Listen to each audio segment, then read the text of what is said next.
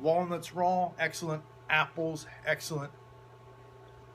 Bananas, again, not 3 hours before bed. Yes, Doc, you had a question? What's the O? After banana. Yeah. Oh, okay. And again, I don't say these things happily that we have to go at organic. I'm not happy about that fact. It's more expensive and it's harder to find. This is important. Now, I've talked about this off and on. Whenever you have a chronic health problem, in my humble opinion, and there's research out there that supports it, there's always an emotional component. I told you the story about the lady with the daughter who had rheumatoid, who didn't want to get better because she thought her daughter would go back to Montana. Or the guy at the coffee shop that was a pathological nightmare that definitely didn't want any help. So there's something going on in these people psychologically, whether it's self-loathing or some deep emotional. It's never you, so never take it personal. There's something going on with the person's neuroemotional dynamics. So there's one lesson that I give, and I'm going to give the precursor to it that I have them do that I took the training on. I was sexually abused when I was 8 years old. And sometimes we get those things that happen to us and we carry them through our adult life. They can create significant problems with us. So one of the things, exercises that I have patients do, and I think I give it to them in week 4, maybe week 3. No, it's week 3. Is to sit down and write down your worst event that have ever happened to you, and write it down in great detail. This is something for you. I'm not trying to be a psychiatrist or a psychologist. It's something for you to write down. Now I'll give you one interesting. Recently, a person I'm working with, she has stage 4 cancer. I'm not her oncologist. I'm just helping her with her lifestyle. I had her do the exercise. I said, I don't want to know about it. Just do it. So a week went by, 2 weeks went by. She finally did it about 2.5 weeks after I asked her. And her husband had passed away in his early 50s. And she never cried at his funeral. She never cried at his wake. You know, the family reunion, she never cried. But you know what she said when I got through writing that letter? Guess what I did? And this was like 20 some years ago. Interesting, right? So you never know the dynamics involved behind something like that. And she said, I don't know what happened, it just came out. So you can call it, you know, repressed emotion. I'm sure there's deeper medical and psychological terms for that. But the point is, she said it helped her. And she goes, I had no idea that was still affecting me because something had shifted in her, or she blocked it out, or whatever term you want to use. So it's important to get them to become mindful, recognize that. With me, I had to read my letter aloud to a group of 10 strangers. So there were 200 people in this class. It was a 3-day course, and one of them was this exercise. And I was 9. I was the 9th person in a 10-person group. We all had to read our letters. And fortunately, I was last.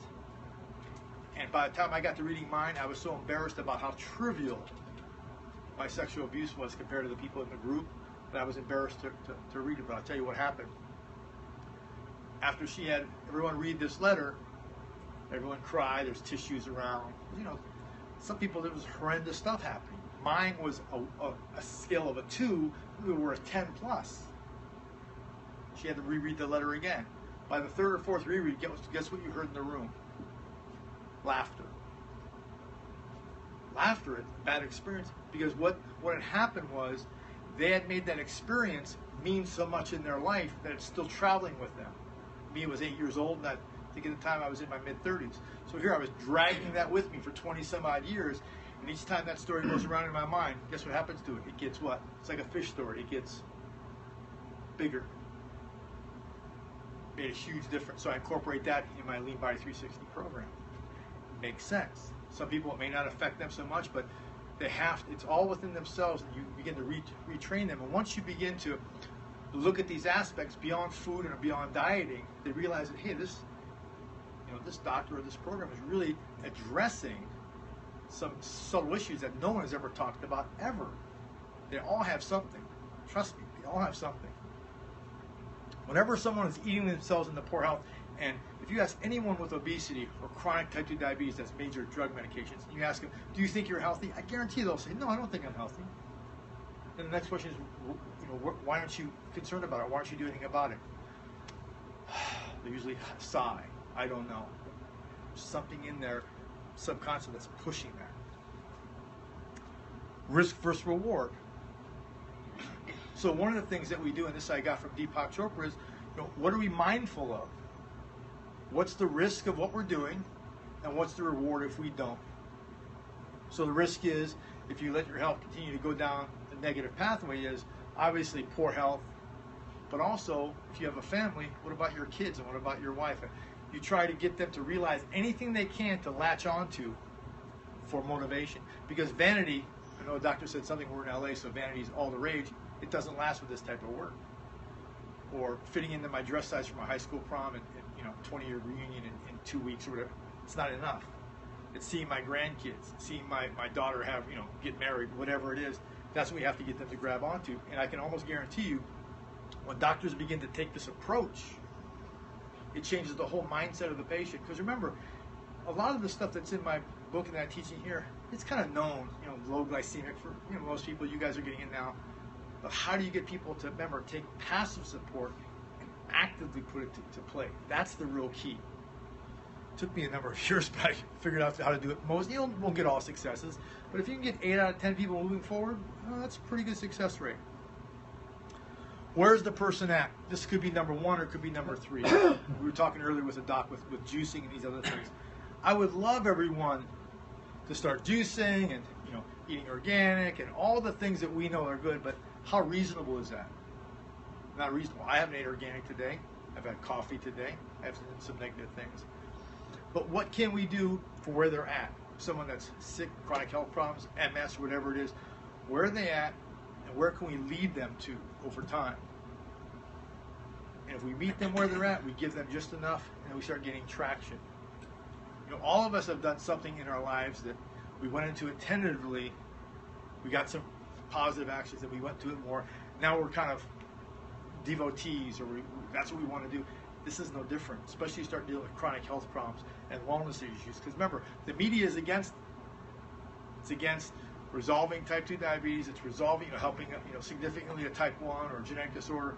It doesn't support that. It supports, you're stuck. That's it. Do this and hope for the best. Ridiculous. Ridiculous. Any questions? Comments? See? Talk about. So green drinks are great. I don't have a juicer, but I think it's phenomenal. The problem is, for people that are way to the left, people who are processed foods, obese, type 2 diabetics, metabolic syndrome, you might as well be talking to Mars with them. Their idea of juicing is maybe V8 juice, which is pasteurized, not really much help in the digestive or the health support. So do you really want to come at them with stuff like, juicing or get a juicer? It's kind of like someone said, well, what about this alkaline water unit? It's $4,500. Should I spend the money? I go back to, are you supporting your lean body mass? How much processed foods in your diet? Go to simple things that aren't economically so, because what people do is say, oh, well, that's expensive. I can't do that. And then now they put that psychological barrier up. There's so many barriers that, it's just amazing. But once you can get them over that, they become like the most ardent, for you type of a person, or whether they're a client, you see virtually in my program or face-to-face in your practice, they just grab onto you. Okay, heard doctor talking about some things. So support for diabetics. A lot of this I want people to get in their foods. So alpha lipoic acid, magnesium, there's several types and I'll go over that. Greens, I have a core green that I take, supplies all of this in the food sense. The body seems to process it much better. B vitamins, you have to have all of them. The body's designed to process B's altogether, not just a B12 shot. You need to have the whole complex. Vitamin D, what's the best source of vitamin D? That's right, because there's a sulfur-based component for D2 and 3 that only the sun will give us. So the intake for vitamin D, and I'll go through that slide, is between 3,000 and 7,000 IUs, depending on your body weight, obviously, but the sun is the best source. Then what do I have there? MCT, and then that should be /coconut. Yes, Doc? So, length of time of day? As a general rule, from what I read, is you want to avoid the bright time. So between 11 and 2, That's the brightest time. But now that it's winter time, pretty much, any time is okay. But the best time in the summertime is like between 3 and 6 when you get that hot sun, but not the burning sun. Seems to be the best time to get vitamin D. And again, it can be shirts and shorts. 20 minutes should be good enough. And obviously, you're fair skinned, you want to take some precautions, but again, just about being mindful. But definitely, it's definitely the best source. And what's interesting is the FDA gives no dosage on sun exposure vitamin D. It's like, again, they're just agnostic on the comment. They have no comment. But on the pill form, which I take between 3 and 5,000, I think it's in the off for 400 units. Yeah. For the last A little slow. So CLA, conjugated linoleic acid, real important for mitochondrial function. But again, I like to get these in food, not going out. But what I do recommend all of you start taking right away is a good protein, biological value protein, which is isolated whey. That's just, you have to support your lean body mass. That's the first place to start. That was Dirk and Sandy. Got that What the from yeah, back in the day. the first study. This was back in the mid 1980s, I think, wasn't it? Yeah. They ran the first one. Yeah, really bright guy. So again, alpha lipoic acid, what's the benefits? I won't read you the whole slide. It's really interesting. It recycles vitamin C and glutathione. How's that possible? Well, what is glutathione? It helps with liver detoxification is one of the things that it does. It's also an amino acid, so it's important. So it's a pretty amazing stuff, and you can get it in a slide will come up that should show you, but dark leafy greens will have it. But the best source I like is broccoli, the heads. Yams, the more colored the better, and you need to eat the skin because the enzymes are in the skin. Tomatoes, they need to be raw. Remember, tomatoes are a fruit, not a vegetable. So when you cook them, you acidify them. So if you want to have digestive problems, eat tomato sauces a couple times a week and you'll have digestive irritation and inflammation. Beets, with beets, the power is in the tops. Which if you go to get juice, they only juice the beet, they don't juice the tops, but the power is in the tops. Brussels sprouts, Brussels sprouts, the darker the green, the better. Carrots, cooked, they have a pretty high glycemic load. Raw, they don't. So that's when you're making we've got a soup in my program called Hippocratic soup. I removed, this was from Dr. Max Gerson Clinic. I augmented a little bit, took out the carrots, took out the white potatoes, added some okra and some other things. But again, he's another genius. But back in the 30s and 40s, he was a trailblazer. Actually lost his license a couple times. But brilliant. If you ever want to read a good autobiography, read his, Max Gerson. Rice bran, red meat. We talked about the biological value when you cook it. And particular organ meats. I'm not a big organ meat guy. Just something about eating a filter like a liver or kidney. It just rubs me the wrong way. It's purely, emotional or whatever you want to call it, but I'm not a big organ meat fan. So magnesium, super important, but it always needs to be encompassing with a calcium. 2-to-1 ratio, I think, is the accepted ratio now, but that seems to be changing every other year. Real important. If I don't take it, I take a calcium magnesium supplement, I get cramps in my thighs. Yes. Yes. Oh, sorry. Real important. We're not getting enough, and you'll see this in people who cramp a lot. So cramping is caused by two main things: blood loss or mineral deficiency. There's no other reasons for cramping.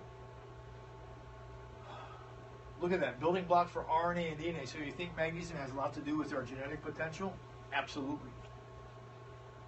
So how many of you guys know what serotonin is good for? What's serotonin do? That's right, Doctor knows. It induces the sleep cycle. So I'm not going to say age, but as we mature, guess what we begin to lose? So I hear sometimes at the club I go to, this doctor, I don't need to sleep 2 hours a night. He's like 70-something, real funny guy. But he sleeps 2 hours a night, he's happy about it. But he looks his age, he looks in his mid-70s. Okay, so sleep is crucial. So does that mean he has a magnesium deficiency? possibly, but it's definitely something to consider. But real important component to regulate sleep. And what happens when we sleep? What do we release the first hour? HGH. You see how it all kind of, it's all in one circle. There's no, everything kind of supports each other. So many choices of magnesium. I thought this chart was important to put out. So, chelated form appears to be the best absorbed. It's a chelated form of magnesium. Like you'll see chelated minerals, or yeah, I think some people call them chelated, but their actual pronunciation is chelated. They seem to be the easiest to absorb by the body. And the magnesium, glycinated magnesium, appears to be pretty good for dealing with deficiencies. Now, there are different types depending on what's going on. Antacids, so you'll see this one used. So what do we know about calcium carbonate? Can't absorb it. Magnesium the same way. It's designed to buffer, but there's no real functional use. Citrate's another decent one, pretty cost effective. You'll see this one in most supplements because it's the cheaper form. The thionate appears to be the best but the most expensive, and you'll see it in higher end magnesiums. So if you had a patient that can afford it, they're struggling with a calcium mag supplement that doesn't work, look into threonate, and studies look pretty interesting on that. So we have to see milk of magnesia again, magnesium oxide, the non-chelated type. It's more for, again, symptomatic relief, stool softening. Someone has hard stools, give them a couple extra teaspoons of coconut oil within a day, solve the problem. Because sometimes the intestines aren't dry from a water standpoint, they're dry from a fat standpoint. Make sense?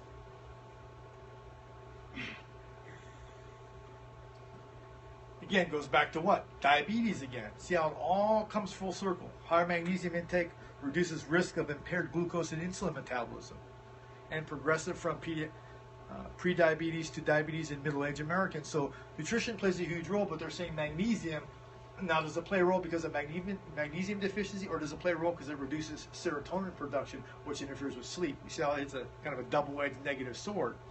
I think it's probably a little bit of both.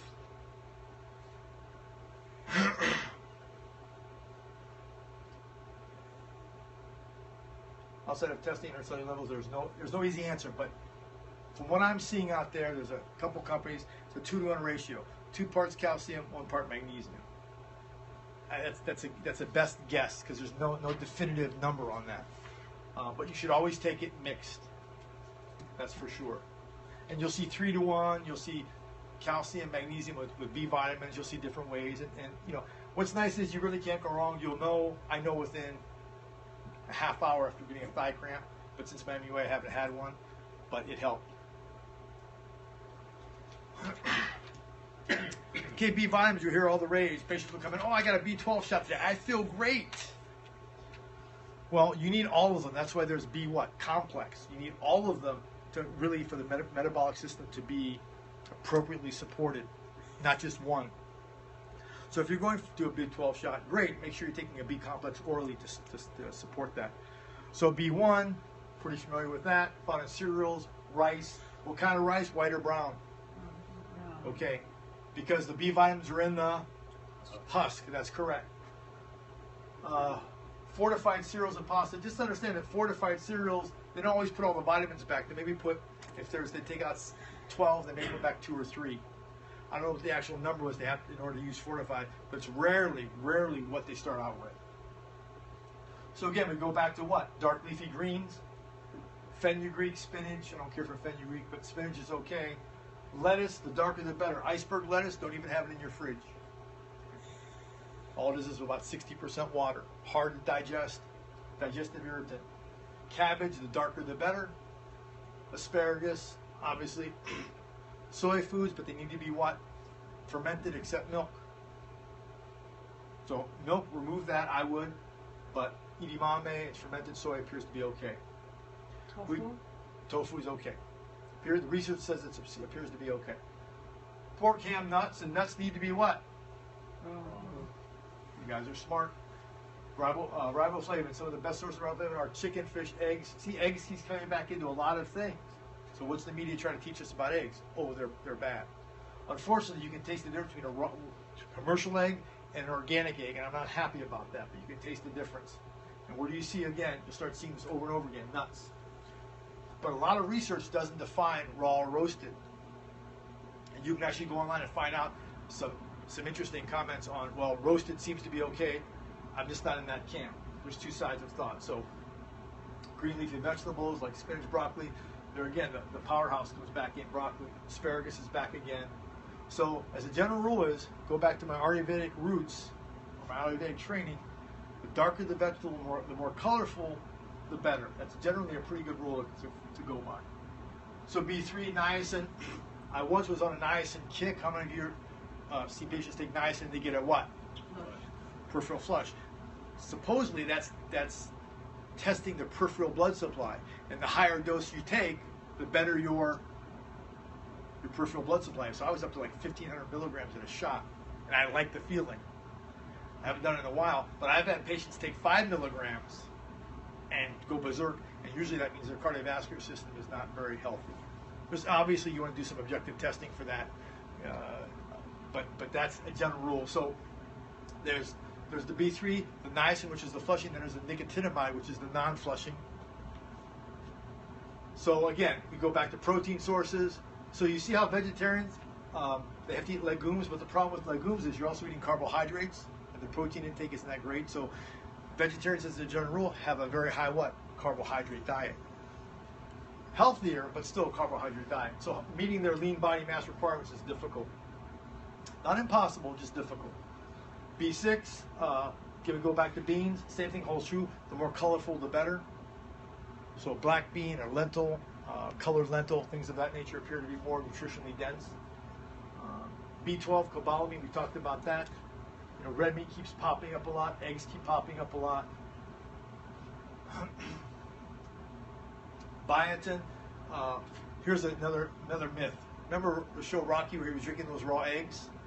Actually extracting biotin from his body to process raw eggs. So eggs are one of the few proteins that benefit from being what? Heated. That's right. Their biological value actually goes up considerably when they're heated. And what's interesting also you may find is the yolk is the food sac, the white is the chick. Pretty powerful stuff, right? So the white is the albumin, that's the actual chick, and the egg yolk is what that chick eats when it's in the egg. So all the enzymes, all the good fats are inside the yolk. If you eat a lot of eggs like me, I probably eat 20 a week. I only maybe eat 15 of the yolks, but I still have some. It's important. Richest source of dietary biotin, acidic acid. Avocados are important. I've got a recipe for it. It's on my blog for avocado chocolate pudding. You won't even know there's an avocado in it. I actually did that recipe on the University of Hawaii television, and they were blown away by it. Acidic acid you'll get from avocados as well. Legumes, you'll see those come up a lot. The darker, the better. Mushrooms are very high in B vitamins, but guess what? You have to cook them. So see how some foods, it makes a difference whether they're raw or they're cooked. You have to break them down. Now you can cook them with, like ceviche, with lemons and limes to break them down, or you can use heat. Medium chain triglycerides. Again, coconut oil rears its head. Lauric acid, the only source that's higher than that, again, is breast milk. And lauric acid and capric acid is what they're saying is the real 1-2 punch to coconut oil. Lauric acid is unique to coconut oil, comprising about 50% of its fatty acids. Coconut oil is nature's richest source of lauric acid. The next high source is human breast milk at about 6 to 10%.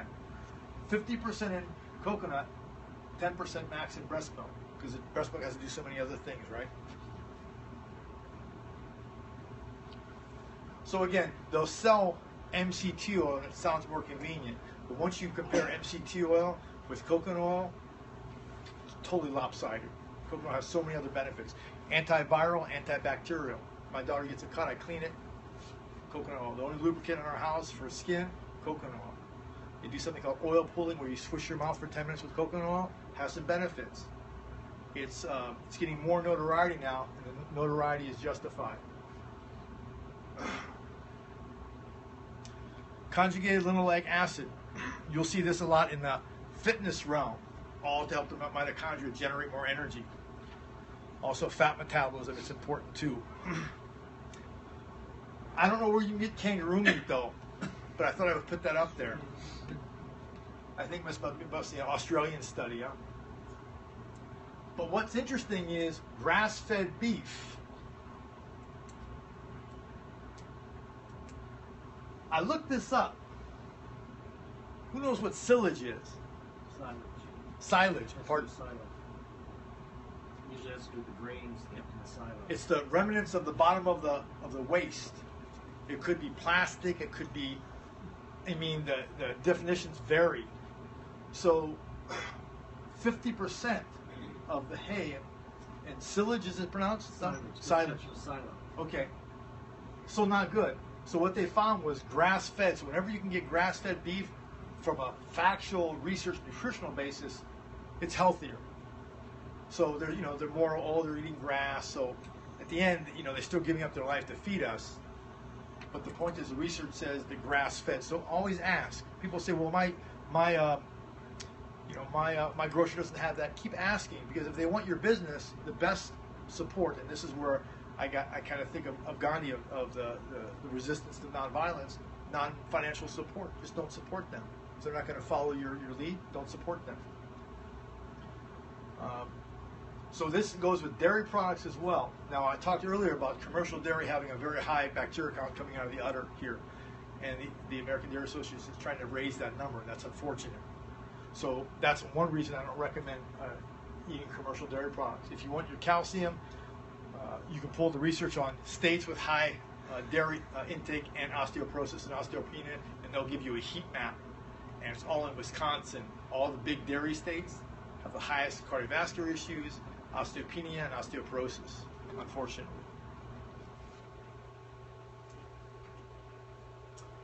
Cool picture of the sun. So vitamin D, we talked about that for a few minutes. So what they did was, they did a study on East Africa, and they found vitamin D concentrations, what was that, nanomoles per liter, right? And they came up with some numbers that we talked about earlier. Let me go back. So they talked about between 4 and 5,000 IUs when it used to be what, Doc? 400? Yeah, so they increased it by what, 10, 15 times. But there's a significant difference between, this is something you can look up online, between the vitamin D from the sun, because you'll get 2, 3, and that sulfamide, I believe it's pronounced, element that you don't get in the tablet. So it's significant. And what they're saying, the sulfamide helps all sorts of physiological functions over and beyond just taking vitamin D supplement by itself. If I lived in a place like, the Midwest where it was cold, 8 months out of the year, I definitely would take a vitamin D supplement, but I would definitely have UVA, UVB lights in my basement. In Russia, in certain parts of Siberia, they have like rooms like this with just UV lights, so you walk in it for a certain amount of time to get your vitamin D, so they don't get much sun in those areas. Another big flack I get from fitness people is, oh, you don't have exercise on your program. You don't talk about it. You don't think it's very good. It's certainly great. But if exercise fixed diabetes, this is a nation of what? Walkers and joggers, bicyclists. But remember, exercise is a form of what? Controlled trauma. So we have to always, when we're thinking about exercise, how much trauma is it causing? How much benefit is I'm getting? I'll give you an example. I ride an easy bike ride, maybe 60 miles a week at my lunch hour. Easy. I mean, keeping my breath. We'll talk about that in a moment. And then there's stairs where I go and down the beach and people are running the stairs. Well, last time I was there, a guy missed a step, fractured his tibia, inverted candlestick fracture. Probably the worst kind because they have to go in through the calf and all this kind of stuff. He's trying to get in shape. Now, he'll probably be laid up 3, 6 months, maybe a year. I think he's probably in his 40s. When the sand is 20 feet farther. Now, sand is one of the best forms of rehabilitation exercise for several reasons. It creates something called the imbibition reaction. Imbibition is the pumping of fluid inside the joint capsules. Sand is one of the only surfaces that can do that. You'll see rubberized surfaces, but man-made products don't appear to create this imbibition response like sand does. There was another study done where they got a runner, put him on a treadmill and wired him, and then they got MMA, one of those dummies that they would punch, and they wired that, and they measured a jab and a heel strike on a treadmill, and found them to be similar. So running, I don't recommend on a hard surface just because of that trauma. Especially if you're 15, 20, 30 pounds overweight, you're going to throw your inflammation. And what if you damage a meniscus or fracture an ankle? You're done. So we have to get out of our mindset. Exercise doesn't mean automatically movement. So for example, for a yoga pose, they go in something called the chair pose. Now, if you hold this pose for 10 seconds, I guarantee you your legs are going to start to rock. But are my joints moving? So I'm developing a whole series of exercises that a person 40 plus can do without doing something like a ballistic jumping around or flipping over truck tires and things of that nature. It looks nice from a visual perspective, but the body only cares about load and time in regards to the muscles. It doesn't care about how many times those joints are moving. It's going to wear out. And I'm in my 50s and I don't want to be wearing out yet. Make sense? Any questions? All the things we did in college were kind of, at least I did, were kind of idiotic exercise-wise. I've got some people that are on my Lean Body 360 program that are in the 300-pound range, scheduled for hip replacements. Are they going to do better off if they get down to 250 and get the hip replacements at 300? Yeah, because the doctors don't want to do surgery on them because they're too obese. But they can do exercises like this to begin to move. Sit on a chair. Do something movement-wise. Talk about what can you do? Maybe it's just move your arms in a chair for 40 seconds a day. Maybe every day add 5 seconds to it. To the average person who exercises, it seems like nothing, but the person who's used to sitting 6 to 8 hours in a chair, significant. Senior citizens, this is phenomenal. How many of you guys use these bands in your practice for joint rehab? The best. These are the best because what happens when you start using dumbbells for joints, the dumbbells kick in the muscle, and they told the tissues that are injured, usually the tendons, and the tendons are taken out of the mixture. But bands cause that tendon to fire, and that's what you, or excuse me, cause the tendon to fire. That's what you want to rehab. Rarely is a rotator cuff problem, muscular problem. Usually it's a musculotendinal junction problem, and that's where the scarring takes place, and then you have to end up getting an MUA like me, which was great, but boy, it was a little painful there. Next day, Doc, I want to start exercising. What do I do? When's the last time you walked and got your own mail? My mailman usually brings it to the door for me because he knows I can't get out. Okay, leave a note on your door. Please leave mail in mailbox. You see what I mean? Simple steps. Again, we're trying to create a psychological, neurological pathway to get them moving, because when people get unhealthy and they have self-loathing and they're obese, they don't want to be out in the world because they think the world hates them, they hate themselves, all this business. But walking to their mailbox, it's a way to kind of step out and then hurry up and step back in. So you're creating pathways. These are all the things that I talk about in my program and all things I've learned over the years that back then, how does walking to your mailbox make a difference? Well, we've got to meet the person where they're at. A couple people that are on my program haven't left their house in like months.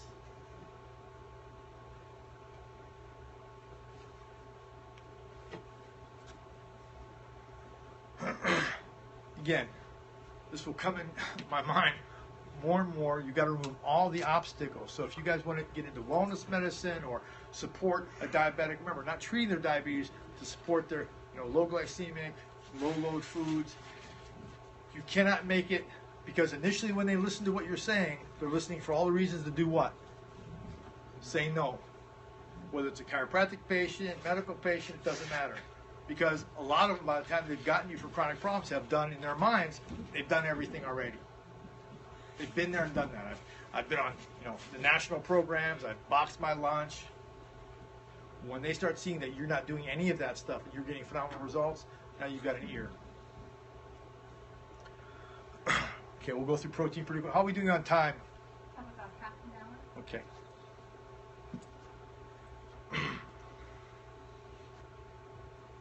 Okay, I went through the BV chart for you guys already. You should have that down pretty much.